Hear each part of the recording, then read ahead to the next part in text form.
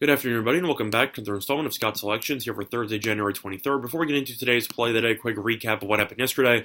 We ended up picking up a loss with the Lakers minus 11.5, which was available on DraftKings at minus 110. Wound up climbing up to 12 in some spots, so money still came in on the Lakers. But unfortunately, we fell victim once again, kind of similar to what happened to the Celtics and Bucks game that we bet on a couple of days ago. The team that we bet against hit three-pointers at the end of the first quarter and the third quarter, which led to 6 free points, and the Lakers ended up winning by 8. We definitely could use those, but either or it happens, and that is a bit unfortunate. But for today's play of the day, very limited card. There's a bunch of college basketball games. You have 4 ranked teams in action, but none of those matchups really intrigued me. And then you have 3 NBA games. The spreads aren't that interesting. I think the Lakers have potential at minus 5, but they're on the second end of back-to-back, which makes me concerned that Anthony Davis might be given the night off.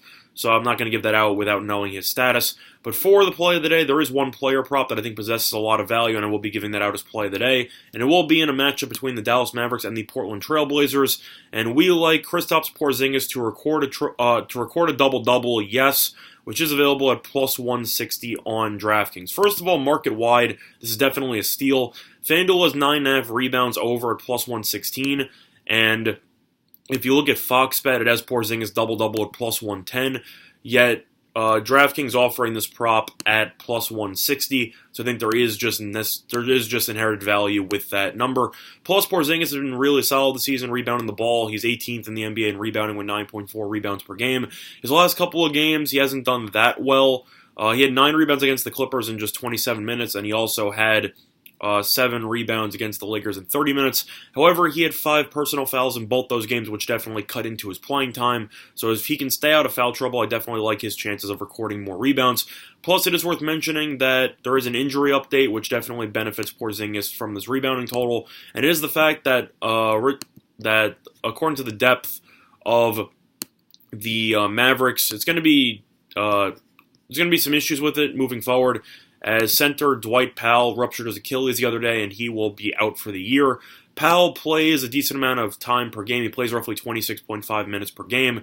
He's averaging, 26.5, yeah. He's averaging 5.7 rebounds per game, and now he will be out of the lineup. He started in 37 games, so Porzingis might even be moved to the 5 here, as the Mavericks will have to adjust their lineups accordingly. So Porzingis is getting more run at the center spot, and that definitely should lead to more rebounds. Now, replacing him in the rotation will be Boban Marjanovic. Everyone knows who Boban is. Really tall guy, so that you could have some issues early on. However, because Boban's 6'4". However, Boban doesn't play much defense because he has no mobility whatsoever. His issue is going up and down the court, and if you've looked at his regular season totals, he's averaging 10.2 minutes per game. I'm a bit concerned with how well he will play in extended stretches. Will he play roughly 15 or more minutes? Probably, but if you've looked at his season totals, he's gone to 23 minutes once. He's gone to 20 minutes roughly 3 times. So he's definitely not built to play a lot in terms of playing time on the court, just based on his lack of stamina. So, do I think Boban will play pretty well in relief? Yeah, but I think Boban should play roughly 18 minutes, and I think Porzingis will get a ton of playing time at the center spot, as I expect him to play roughly 34 minutes per game in this game or so. Could be a little bit less if he's in foul trouble, but Whiteside doesn't have much offensive talent, and I think that Porzingis will be able to handle Whiteside without trying to commit many fouls. Plus, Dallas is projected to go small. If you've looked at the projected lineups, Finney-Smith is supposed to play in the power forward, and you also have Carmelo playing the power forward from Portland. So based on that, you should see a decent amount of jump shots, which should lead to a decent amount of rebounds for Porzingis because of the fact that both teams will only have one big man in the paint, as both teams are going to be going relatively small with a stretch 4. So, overall, I just think this line is a bit too high, I should say. Porzingis should be a roughly plus 120, plus 110.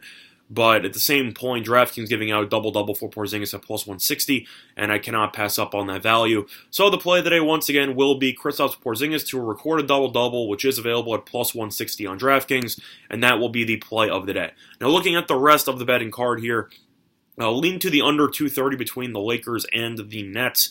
Lakers are playing the second end of a back-to-back. They only gave up 92 points in their last game. And Brooklyn, even though their defense has been terrible lately, their offense really just hasn't been that good. I just think 230 is too high. Do I think the Lakers could score 120 in this game? It's possible. But at the end of the day, I just don't think Brooklyn's offense will have much success going up against the Lakers' defense. Plus, Brooklyn in the fourth quarter loves to hold the ball, go hero ball with Dinwiddie, and that definitely eats up a lot of time off the clock. So I'll lean to the under. I think this game should finish in the 220s.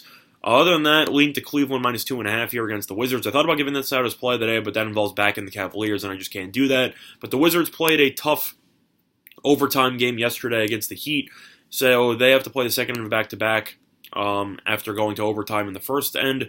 And Cleveland had the day off yesterday, so the rest advantage is definitely with the Cavaliers. Lean to the Cavaliers on that one. Looking at the college basketball card here, what do I like? I'm not touching Michigan State. I know that the home team in the Big Ten has done really well this season, so I will not be touching that. What do I like here? I like Santa Clara in their matchup. I looked at that one. I thought about giving that out as play today, but I decided not to. I think the spread is a bit too low against Pepperdine, as if you've looked at the actual numbers, Pepperdine's really not good on the road, and Santa Clara is undefeated at home. They're -4 here. If you get an undefeated home team playing at home, and they're only laying 4, I definitely think that is a very solid line there. So for me, I'll link to Santa Clara. I think they should be able to get the job done. I believe Santa Clara is undefeated at home. I don't exactly remember. Yeah, they are undefeated at home.